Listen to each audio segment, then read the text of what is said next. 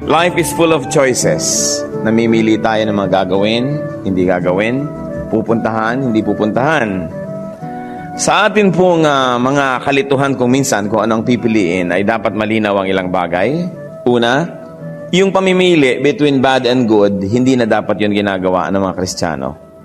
Sapagkat yun lang dapat hindi mananampalataya ang nalilito between bad and good. So ano ang mga dapat pinagpipilian ng mga mananampalataya? Dapat nalilito na lang tayo, not between bad and good, but among good, better, or best. Kaya hindi pwede na, Kristiyano ka na, tagal-tagal mo ng Kristiyano, ang pinagpipilian mo pa yung masama at mabuti. Dapat nalilito ka na lang dahil ayaw mong gawin yung mabuti, dahil baka magkamali ka at hindi mo magawa yung mas mabuti o yung higit na mabuti. Kaya po dapat nating unawain, choices should be like this. In spiritual life, what is good? What is better? What is best? Ang pamagat po ng ating pag-aaral ngayon, the one thing that is needed. Yung kaisa-isang bagay na tunay namang mahalaga at kailangan. Ama naming Diyos, patuloy po kami nagpapalinis sa inyo. Patuloy po kaming lumalapit, humihingi ng iyong habag. Kami po, Panginoon, ay humihingi ng inyong tulong. Pakalinisin niyo nga po ang puso namin, Lord. Kung meron pa pong nalalabi na mga bahid ng kasalanan, mga ginawa naming di ka nais-nais, patawarin niyo po kami. Hinihingi po namin ng tawad ang aming mga pagkukulang. Punan niyo po kami ng inyong kabanalan. Hugasan niyo kami, Panginoong Ama, ng dugo ni Kristo, na iyong anak at aming tagapagligtas. Nang sa gayon, di man kami karapat-dapat, ay maging karapat-dapat ayon sa iyong habag at sa iyong pag-ibig. We pray, Father, that you may be our speaker today, that you may speak through into our hearts, that you may pierce our hearts with your powerful and sharp words. At nawa, Panginoon, yung mga salita ay maging matatabang binhi. Malulusog na mga binhi na itatanim sa aming puso. Ito ay mag-ugat, lumago, mamunga ng kabanalan at mga mabubuting gawa. Nagtitipon-tipon po kami, Ama, para po ipagdiwang ang iyong kabutihan at para rin pakinggan ang iyong tinig. Kaya kayo nga po ang mangusap. Hindi ang inyong lingkod, kundi kayo ang siyang mangusap sa inyong mga anak, Panginoon. We are your church, we are your sheep, we are the people that belong to you. And so we ask you, Father, God of Moses, be our speaker. Lead us, Holy Spirit. Enable us. Kung may sagabal, ano man yun, emotional, physical, health reasons, intellectual issues, anuman ang maaaring maging sagabal, especially presence of evil, we all reject in the name of Jesus Christ. And we open our hearts to you, O God. Nawa, mangusap po kayo. Ang mabuti niyong layunin para sa amin, matupad. In Jesus' powerful name, this is our prayer, Father. The one thing that is needed. Luke 10:38-42 gives us a glimpse into the life of two sisters na naging sobrang sikat sa mga Kristiyano all throughout time. Si Martha and Mary. Luke 10:38-42. As Jesus and his disciples were on their way, he came to a village where a woman named Martha opened her home to him. She had a sister called Mary who sat at the Lord's feet listening to what he said. But Martha was distracted by all the preparations that had to be made. She came to him and asked, Lord, don't you care that my sister has left me to do the work by myself? Tell her to help me. Martha, Martha, the Lord answered, you are worried and upset about many things, but only one thing is needed. Mary has chosen what is better, and it will not be taken away from her. And may the Lord add blessings to the reading and hearing of these beautiful words. So ano pang makikita natin dito? Ang Panginoon ay naglakbay, nagpunta siya sa isang village. At merong isang babae doon na nagbukas ng kanyang tahanan. Siguro siya yung panganay, siya yung may authority doon sa bahay. Martha opened her home to the Lord. At pagkatapos ay maraming tao ang Panginoon na laging kabuntot eh. Hindi naman siya nakakapaglakbay mag-isa, maraming naniniwala, maraming nag-uusyoso, so maraming kasama. At usually, pag nagpupunta siya sa isang lugar, nabalitaan ng mga taga roon, nagkakagulo pa at dumadating pa ang kirami-raming tao. So itong bahay na binuksan ni Mary para kay Lord at sa kanyang mga kasama ay hindi malayong napuno ng maraming tao. At pagkatapos yan, dahil doon, itong si Mary bilang responsible member of that household, probably the leader of the household, dahil sinabi siya yung nag-open ng house, no? Naging very busy siya preparing. Maaaring naghahanda siya ng pagkain, merienda, para kaya kay Lord at mga kasama o para sa lahat ng dumalo. Hindi sinabi. But what we know is he became very busy preparing because they had many guests. At nandun siya sa kusina, naglalagabog siguro ang kanyang mga ginagamit ng mga kung ano-anong kasangkapan. At ito naman kanyang isang kapatid na babae ay hindi siya tinutulungan doon sa kusina. At nandun nakasalampak sa sahig at nakikinig sa Panginoon na nagtuturo. Hindi na siguro nakatiis itong si Martha at hindi naman nagtengang kawali na yung kapatid niya sa kanyang kadadabog siguro at mga tunog-tunog. Alam niyo mga sound effects ng kusina. Lumapit na tuloy, pumunta na doon sa sala. Asa na ba, Lord? Hindi niyo ba napapansin na hindi ako tinutulungan ng kapatid ko? Papayagan niyo ba yan? Sabi niya ganon. Sabihin niyo, tulungan ako. At sabi ng Panginoon, Martha, masyado ka namang maraming iniintindi kasi. Isa lang naman ang mahalaga. Sabi ganoon, at pinili yun ni Mary. Hindi yun kukunin sa kanya. At the end of the story.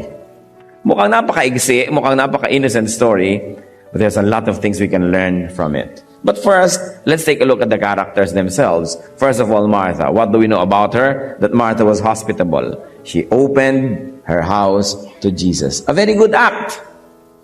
Gano'ng karami sa atin nag-open ang ating house to Jesus? That open our houses to Bible studies, to prayer meetings, to fellowship. Na sinasabi natin, o yung bahay ko po, binubuksan ko, magpadala kayo ng teacher, o ako magtuturo, whatever, bigyan niyo po ako ng lesson plan, at tayo ay magkaroon ng Bible study sa bahay. So Mary was hospitable. That's the least that can be said about her. And that Martha was attentive to the preparations. She was attentive to the activities, to the details of hosting, and to the form of the event.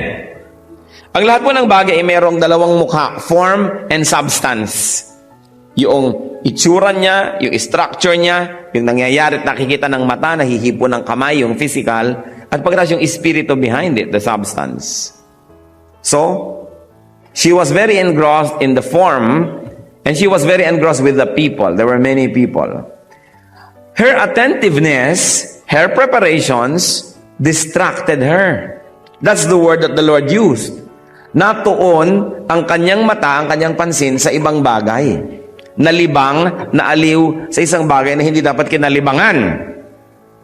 Na-distract, na-istorbo, napako sa ibang hindi naman ganong kahalagang bagay. So Martha tried to solve her cares and concerns. She came to the Lord Jesus and asked Him to tell Mary to help her. This request revealed her thoughts and values. Yung paglapit niya sa Panginoon, don't you care, Lord, sabi niya gano'n, that my sister is not helping me? Tell her to help me. Maraming sinabi tungkol sa kanyang pagkatao, yung dalawang sentences na yon. Unang-una, kung napansin natin, she obliquely accused Jesus of insensitivity to her and to her situation. Sabi niya, don't you care? Hindi niyo ba napapansin? Manhid ba kayo? In other words, hindi sinabi yon, pero implied yon ng ganong mga pangungusap. Ganon, don't you care that my sister is not helping me at all? She obliquely accused Jesus of insensitivity. And she wanted to involve Mary through Jesus. Hindi na si Mary ang kinausap niya directly, ang Panginoon ang sinabihan. Siguro ayos siyang tingnan ni Mary, siguro senyas siya ng senyas.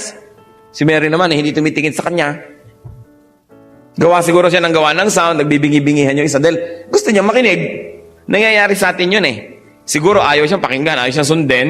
Kasi sinabi niya na kay Lord, ayan, yung babaeng yan, hindi niyo ba papatulungin sa akin sa kusina? So gusto niya na si Lord pa ang daanan nung pag-uutos kay Mary para pumunta sa kusina. Therefore, in the process, if she succeeded, Jesus would have made her cause worthwhile. She was going to make the Lord dignify and legitimize her concern. You know, marami pong babae magaling sa ganyan eh, yung nagmamanipulate ng event, meron siyang gustong sabihin, pero padadaanin niya sa bibig ng asawa niya o sa bibig ng iba, parang siya na ngayon ang nagsabi. You know, yung mga power of suggestion, no? Ganon. Kaya gusto niya, si Lord ang magamit niya para yung kanya kagustuhan ay matupad. But the Lord Jesus stated that Martha was worried and upset about many things, while only one thing was needed. Si Lord naman pwede nyo bang manipulate yun? Ang talino nun siyempre. So alam na niya kung ano ang tinutumbok at tinutukoy at gusto't nilalayon nitong si Martha. Sabi niya, Martha, ikaw naman masyado ka kasing mapag-alala. Masyado kang warrior about many things. Samantalang isang bagay lang naman ang mahalaga And the Lord commended Mary and her choice of activity. In other words, ano yung mahalaga? Hindi binanggit, pero it's obvious. Ang mahalaga ay makinig sa kanyang turo. Siguro, ibig sabihin ni Lord, hindi naman ako nagpunta dito para kumain At hindi naman nagpunta dito yung mga kasama ko para kumain. At hindi naman sinugod tayo ng ibang maraming tao dito sa barangay nyo para kumain. Meron silang pakay. Yon ay makinig ng aking mga salita. At si Mary, sabi niya, ginagawa na niya yon. Kung anong layunin ko dito, yun ang kanyang ginagawa. Bakit mo ngayon siya pipigilin? Alam niyo, hindi naman si Lord nagpupunta sa bahay nila araw-araw. Samantalang siguro, itong si Martha at Mary, nagluluto naman talaga araw-araw, nagliligpit ng mga pinagkainan araw-araw. So it was just routine. So why not suspend it for something more special? And that was the enjoyment of God's Word. But let me be emphatic na hindi masama ang ginagawa ni Martha.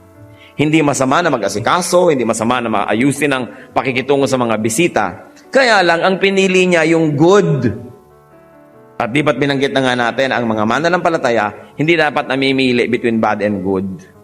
Kundi namimili between good, better, or best. Among these three, dapat ang pinagpipilian. So, Martha chose the good. Mary chose the better, or the best.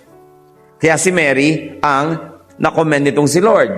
Under ordinary circumstances, dapat talaga siyang masita dahil ba't hindi siya tumutulong? Tamad ba siya or what? Pero ipinili niya ng oras at okasyon kung ano ang mas mahalaga.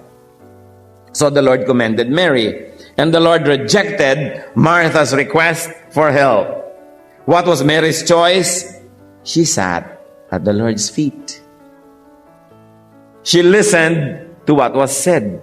And remember, the Bible says, faith comes from, church, hearing. Kaya mahalaga yung nakikinig. At si Mary nakikinig. Yung pag-upo, yung pakikinig, this was worship. This was reverence. This was teachability. Yung pag-upo doon, marami pong pwedeng imply, marami pwedeng ipahiwatig. Unang-una, restfulness. Hindi naman kayo pwedeng maupo kung di kayo restful. Tulad sa worship, nakaupo kayo, nakikinig kayo. May mga tao hindi mapakali, tayo, upo, tayo, upo. O kaya nakaupo pero hindi nakikinig. Nagte-text ng lihim sa loob ng bag. Talagang kapang-kapa niya yung mga tiklado ng kanyang telepono. Merong ibang ginagawa. Malayo ang isip. Pero alam niyo yung maupo, tapos makinig, hindi yan madaling gawin. Dahil yung payapa ang loob, yun ang nakakaupo para makinig. At pagkatapos, nagko-concentrate. It is not easy to sit still. Kumisa po nakakakita ko ng halimbawa, tao nakaupo sa poolside, nagbabasa. Tinitingnan ko kung nakakailang pages na siya na binabasa. Ilang pages. Yung pare-pareho ng speed, halos yung pag-turn ng page. At kung nakakalima na, 6 na halos pare-parehong oras ng pagbasa, ibig sabihin nagbabasa nga. Nakakonsentrate nga. Siguro itong taong to mapayapa. Walang problema. O meron man, tahimik ang loob niya. Bakit? Kung may problema kayo at magulo ang inyong kalooban, hindi kayo pwedeng maupo doon at magbasa. Nakakaisang page pa lang kayo, napapatunganga na kayong ganon, 10 minutes na, hindi nyo pa tinaturn yung page. Kung tinitin ko, may problema siguro to.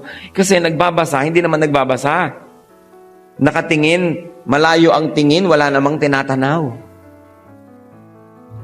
O kaya tatayo, uupo, dudukotin ang telepono, tatayo. Yung mga tao po kasing hindi payapa, parang kitikiti. Kaya itong si Martha, parang kitikiti, lakad dito, lakad doon, ayos doon. You know, yung pagiging hyperactive can be a cover-up for an inner adequacy. Yung sobrang hindi ka na mapakali, kilos ka ng kilos, achieve ka ng achieve. Parang kung minsan may tinatakpan na kakulangan, alam man o hindi alam nung may katawan. Pero para tumahimik ka, makinig, payapa ang loob. Yung mga nakikita ko kuminsan sa mga palengke na mga nakaupo sa isang tumpok ng buko, no? Pagkatapos ay nagbabasa ng comics, nagpapamanicure pa, no? Papayapa ang loob, pabira naman premyo ng buhay ito, napakatahimik. O kumakain ng banana Q, talagang concentrated na concentrated. Kasi yung taong may problema at naguguluhan, kasi isang piling lang ng banana Q o isang piraso, hindi maubos. O kaya ubos na, kinakagat na pala niya yung stick. Hindi siya nakakonsentrate. But for Mary to sit there and listen spoke volumes about the condition of her heart. Kasi hindi madali na manahimik. So there was concentration. And as the Lord said, Mary's choice was the better one. Why?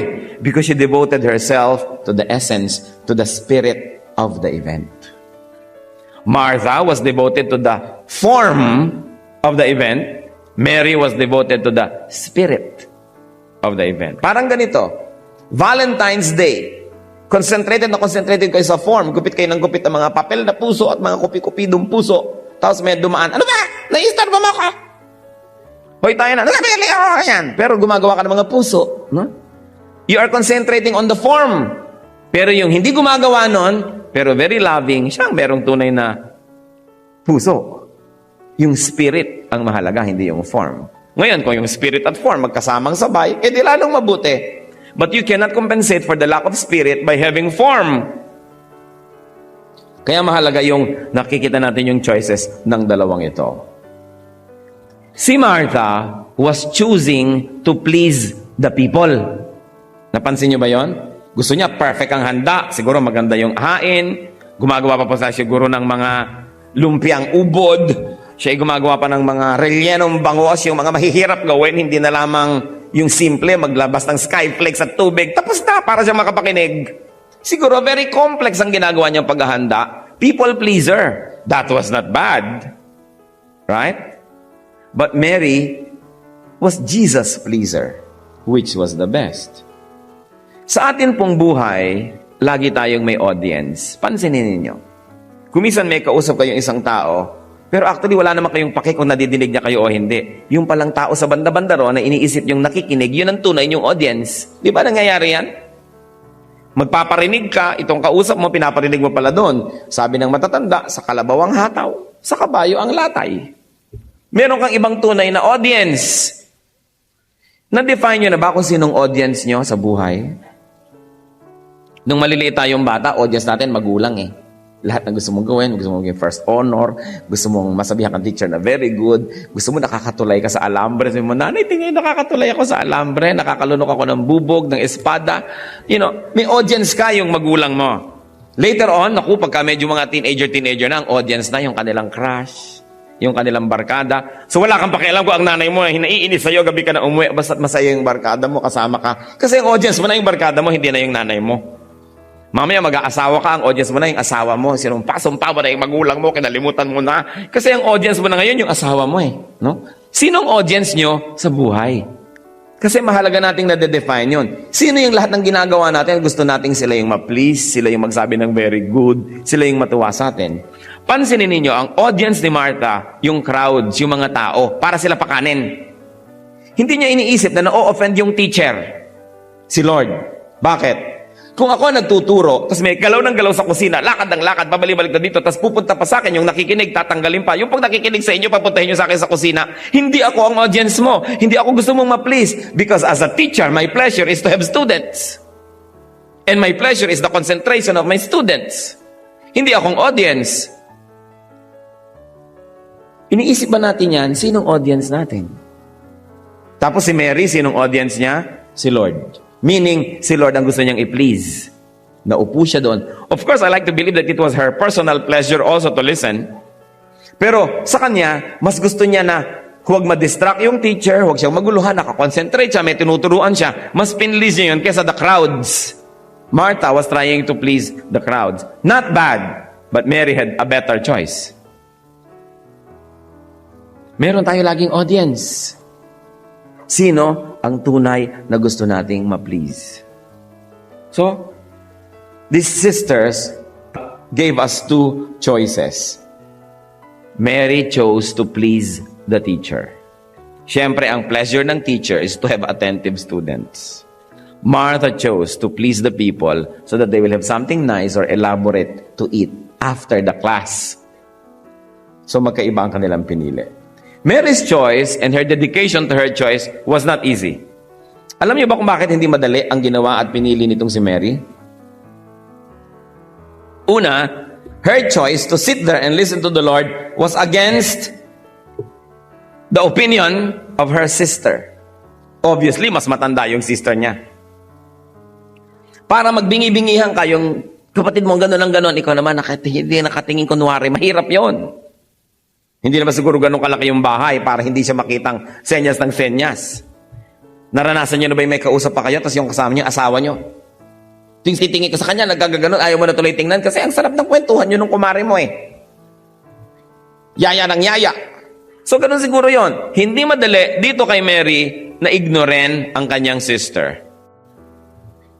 Isa pa, na inignore ni Mary, hindi niya inalintana, public opinion.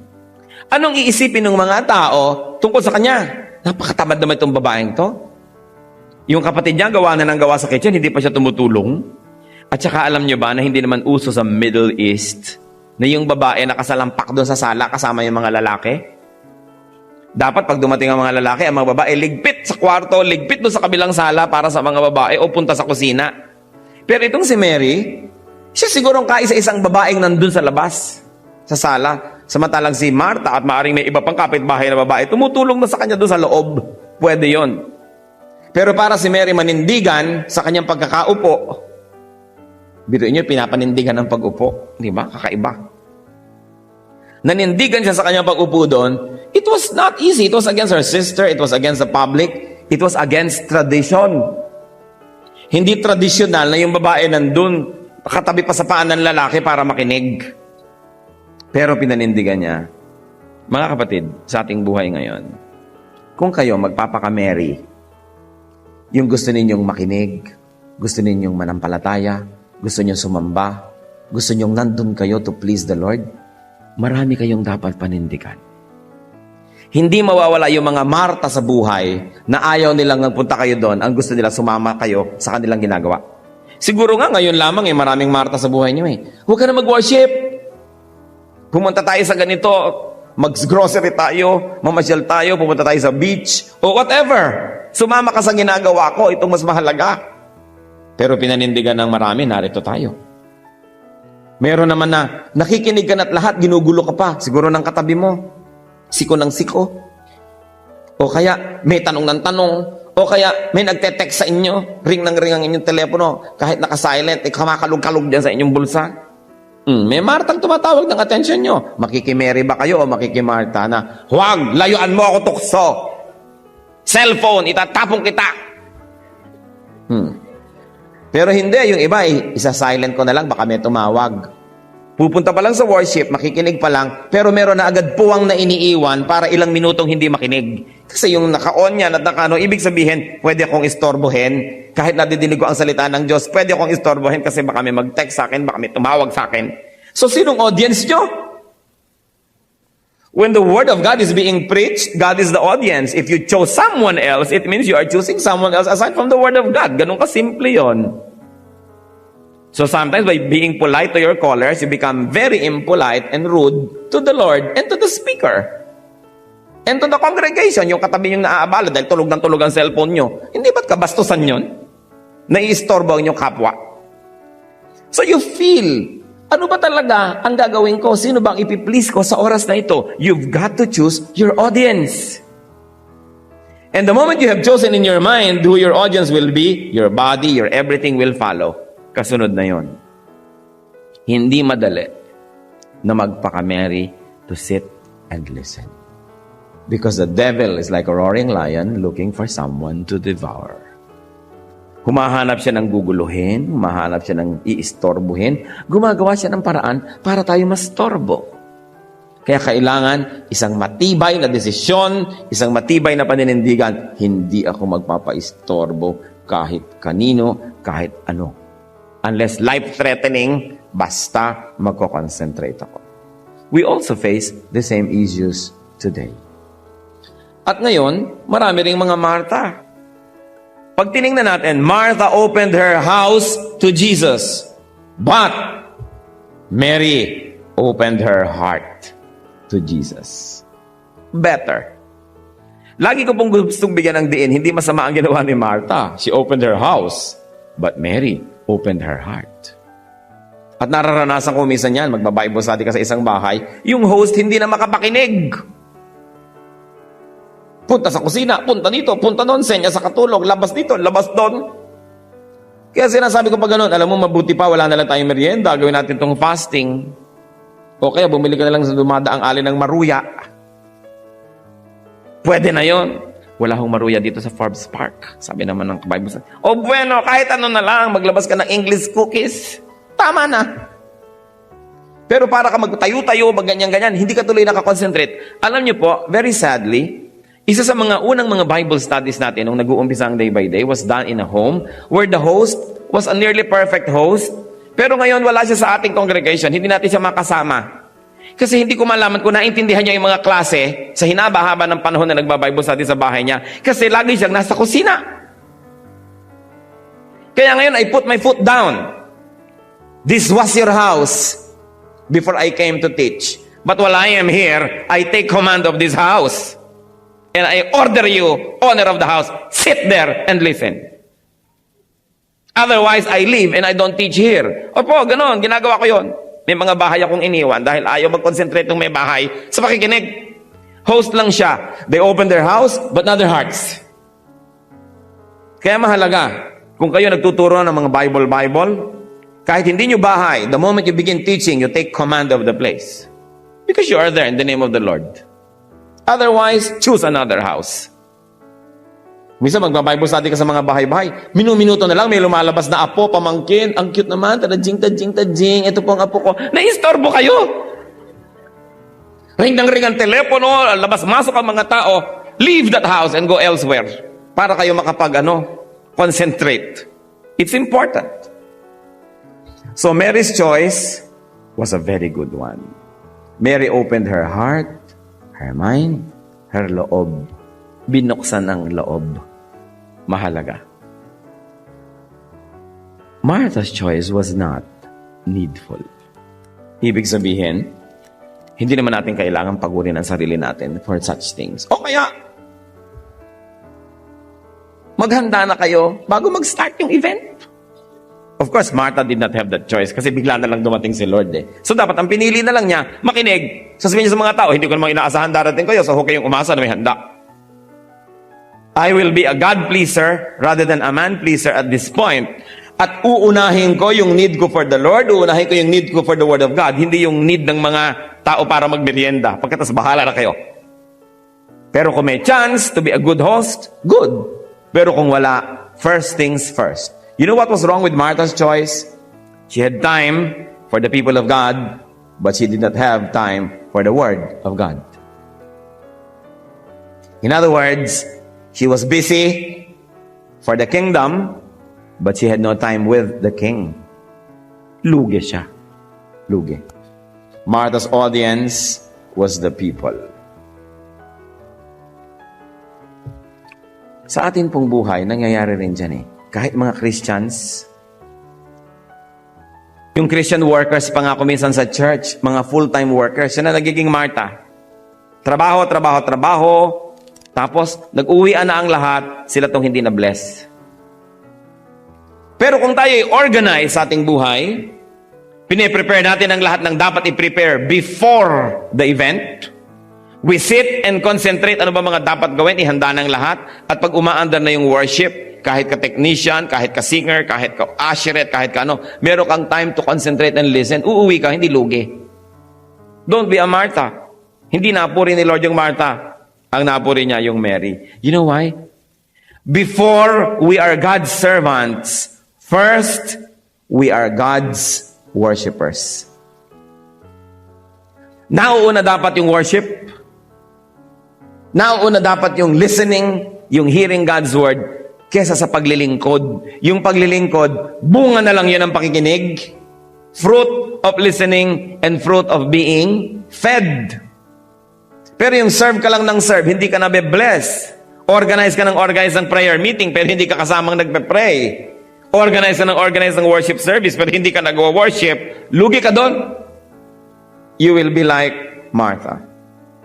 So first, we should be Mary, worshiper, learner. Then after that, we can become Martha, worker. But worship first. Listening first. Jesus first. Christ first before Christian work and service. Hindi dapat tayo nalilito tungkol doon. What concerns can deprive Christians today of sitting and listening? Bakit ngayon, ang tao, ang dali-dali na ng buhay, pero wala pa ring oras sa Diyos? Ngayon, instant na lang, pero wala pa ring oras mag-pray. Nung araw, magsisindi ka ng ilaw, magbobomba-bomba ka ng mga callman, o gagawa ka pa ng mga sulu-sulo. Isang click, may ilaw. Pero wala pa ring oras ang tao. Nagma-microwave pa ngayon, 30 seconds lang, 1 minute, uminit na yung lahat. Wala pa rin time mag-pray. Saan napunta yung time? Dapat mag-isip ang mga tao. Dahil umiksi na ng umiksi ang trabaho natin. Nung araw nga, pag magbabiyahe ka, ilang araw mula Lawag patungong Maynila. Ngayon, 9 hours ba? 10, nandiyan ka na, tapos na. Ang bilis-bilis ng transportation, huwag lang sa loob ng Metro Manila. No?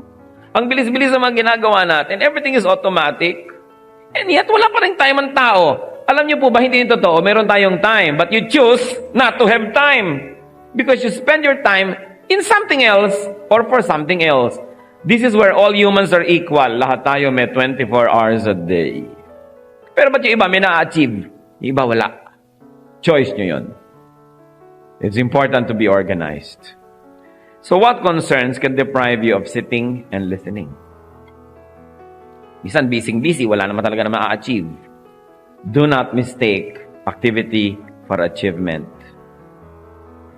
Even in Christian life, even in Christian service, sometimes you're very active pero wala ka naman na-achieve. Alam nyo kung anong ibig sabihin ng achievement? We become more like Jesus. That is achievement. Yung ugali mo naging mas mabuti, naging mas mapayapa ka, naging mas matahimik, mas maging effective ka ngayon mag-share ng gospel. Yun ang tunay na achievement. Meron nga nagsasabi, Pastor, wala ho ba kayong balak magpagawa ng building, magpagawa ng malaking worship center ng day by day, rent tayo ng rent? Sabi ko, kung may biglang magdodonate, ayan na yung lote, gagawin niya, o eto na yung pera, tapos na, sige, tanggapin natin. Pero huwag niyo akong pag-fundraising for 5 years. Dahil sabi ko, ang dami-daming taong pumupunta kayo sa day by day, pinapadala ng Panginoon ng mga tao dito. I want to concentrate on them. I like to concentrate on teaching them. I like to concentrate on teaching their teachers. I like to concentrate on training those who minister to them. But if I am going to concern myself now with hahanap ng lote, magpapagawa ng building, ito yung bubuka ang bibig ko, donation ang lalabas. Ang tingin ko na lang sa mga tao ay gatasan. Wow, magdo-donate siguro ito para matapos yung building. Wala na akong gagawin kundi building. Meanwhile, so what will happen to the people? So I said, kung gusto nyo magkaroon, mag-donate kayo, ipagawa nyo, i-turn over nyo sa akin, tapos na, good. At para nandyan na. Alam niyo po kasi yung pastors ko minsan, hindi tinutulungan ng flock. Yung pastor tuloy sa kanyang paghahanap buhay para lamang makabayad yung church ng kuryente, sa kanyang paghahanap buhay para mabayaran yung mga needs ng church, hindi niya tuloy ma-feed yung flock, hindi na makapag-aral, hindi na makapanalangin. Kaya dapat tulungan. So at this point, I really love what kind of pastor will not want a grand, big hall para sarili na nila, hindi sila nakikisama sa kanilang mga landlord, hindi sila nakikisama sa mga kung kani-kanino, at hindi na uubos ang pera ng church carry rent. Pero, I want to concentrate on feeding the people now. So kung merong ganon, ibigay, gawin, nang magamit nating lahat. But the important thing is that the word of God is heard. Kaya nga sabi ni Lord, she chose the good thing. It will not be taken for her. And what was that? To listen. Kaya ang resources ng church natin na napupunta sa pagbo-broadcast. Nagbo-broadcast tayo sa Pilipinas, sa lahat ng sulok ng Pilipinas, sa Amerika, sa Canada, sa Middle East, sa East Asia, sa North Africa. Nagbo-broadcast tayo lahat dyan. And it costs a lot of money. But faith comes from hearing. And we like people to hear. Magtataka ka naman sa mga tao, ting makikita ka, Pastor, bless na bless ho kami sa program nyo. Gusto ko sabihin, na-bless ka pala, ba't di ka mag-donate? Ikaw na lang na-bless, hindi ka na naging blessing kahit kailan. One way, receive ka na lang ng receive. But we're committed to this. Because faith comes from hearing. Kaya tayo sabi oh, eto mga tape, makinig kayo. Yung mga bookstores na nagtitinda ng mga tape natin, panayang udyok sa atin, taasan nyo naman ang presyo. Siguro para lumaki-laki yung tubo nila, no? Going, no, it stays there because I like the people to bring home more tapes. Kaya sa tinaasan mo, nakulangan. I like them to hear it. Kung pwede na lang ipamigay, kaya lang hindi pwede, kaya huwag kayong maghanap ng libre. Mga tao no, puro libre ang gusto. Mukhang libre ang mga tao. Wala ho bang libreng Bible? Wala ho bang libreng ganito? Wala bang libreng ganyan? Pero pagka magpupunta sa impyerno, willing magbayad. Bibili ng drugs, nagbabayad. Pupunta sa disco, magbabayad. Magme-maintain ng kulasisi, nagbabayad. Pagka Word of God, wala ho bang libre? Kaya hindi umaasenso ang church kasi ang mga Kristiyano, mga mukhang libre. Kaya dito nga sa atin sa worship, gusto ko na yata maglagay ng takilya. Lahat ng papasok magbayad. Kasi marami, pag nandiyan na yung offering, nagmamaang-maangan. Parang hindi nila nakikita yung basket dumadaan. Doon sila kaka-headache, pumupunta sa banyo. Bulok na yung style na yan. Puro libre na lang ang gusto ng mga tao. Walang pananagutan. Kaya tuloy yung marami, walang marinig na mabuti. Kasi, pag tinipid nyo yung church, ang totoo, tinitipid nyo yung sarili nyo eh. Kasi pagka naman generous kayo sa church, kayo rin naman nauupo, kayo rin na nag-e-enjoy. Tao rin. Kaya huwag niyong tinitipid ang sarili niyo. Because this is your church. We are God's people. Kailangan may malasakit. So back to Mary, inuna niya ang pakikinig. Pero alam niyo ba, for a church like us, para magawing una sa inyo ang pakikinig, first, we have to put up very good sound systems that cost a lot of money. But because we value na marinig yung mabuti, hindi parang may nagluluto ng popcorn sa loob, may mga nag-e-eskrima at kung ano-ano. It costs money to be able to hear. Para maupo kayo ng komportable, subukan nyo nga kung may mga sira-sira yung mga upuan nyo dyan, kung di naapektuhan ng hearing nyo. Kung ang init-init sa atin, wala tayong air conditioning, naapektuhan pa rin ang hearing nyo. It takes so much to say, I will listen. And it takes so much for a church to work so that the people can listen without being distracted. Kasi maraming Marta, maraming abala. Katulad nyo, kung napakainit, kung inuupuan nyo, may biglang lumalabas na ulupong doon sa loob. O di hindi kayo makakakonsentrate, no? Kung ang dami-daming maglalalakad dyan, maiingay, hindi kayo makakakonsentrate. Kuminsan nga, nakahabag ako sa iba nating mga kapatiran. You get invited to some churches, meron din gumagamit ang mga movie houses. Naku po, may biglang dumadaang daga sa paa mo. Habol-habol pa na susunod, pusa! Tapos biglang may aagos, may tumutulo, pagtas amoy banyo, kaya bahu-baho ng mga banyo, paano ka makikinig?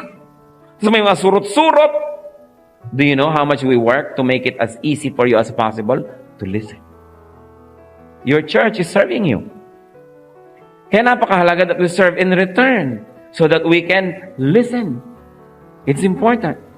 Tapos paglabas nyo, available na yung mga tape para gusto yung makinig pa uli sa kotse, ipakinig sa mga kapitbahay. At kung mahihain kayo mag-preach o ayaw nyo mag-preach, eto, ipapakinggan nyo yung tape, reregalo nyo ng Walkman, ang tao. Meron man nakalagay na tape na doon. Importante kasi to listen. So we have concerns, but we have to be organized. Huwag kayong mamili between being Mary and Martha. We should be both. But first, be a Mary. Listen, hear, worship, be edified, grow. And then you can be a Martha to serve.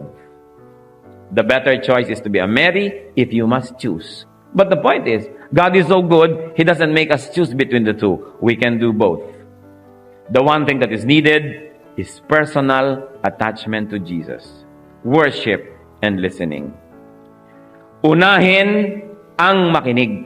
Unahin ang lumago. Unahin ang matuto at pagkatapos maglingkod.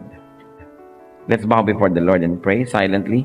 Ask the Lord kung anong personal message niya sa inyo. Panginoon, turuan niyo po kami kung ano nga ba ang personal lesson sa bawat isa sa amin tungkol sa storyang ito. Ipakita niyo sa amin, Panginoon, kung nagiging Martha kami, men pleaser instead of God pleaser. Well, it is good to please our fellow men.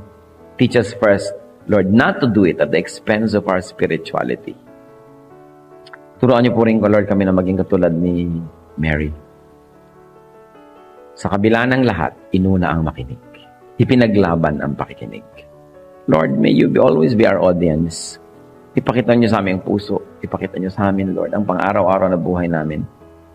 Kung kayo talaga po ang aming audience, if we are committed to listening to you, and if we jealously and zealously defend our right, our duty and our privilege to listen to you. Pakita mo, Panginoon, ang mga gumugulo sa amin. Hindi pinakinggan ni Mary si Martha. Turuan mo kami, Lord, huwag makinig sa mga tao, sa mga bagay na nakapaligid sa amin, na ang layunin, ilayo kami sa pakikinig sa inyo. Kung sino man at anuman ang Martang ito, Panginoon, teach us to identify this so that we may not be deceived. Brothers and sisters, in a moment of silence, ipanalangin niyo kami mga Marta sa inyong buhay na gumugulo sa inyong pananampalataya. Ipanalangin ninyo na makilala at makita niyo ang iba't ibang uri, shape at tunog ng Marta na ito sa inyong buhay. At ipanalangin niyo rin na hindi kayo maging Marta sa pananampalataya.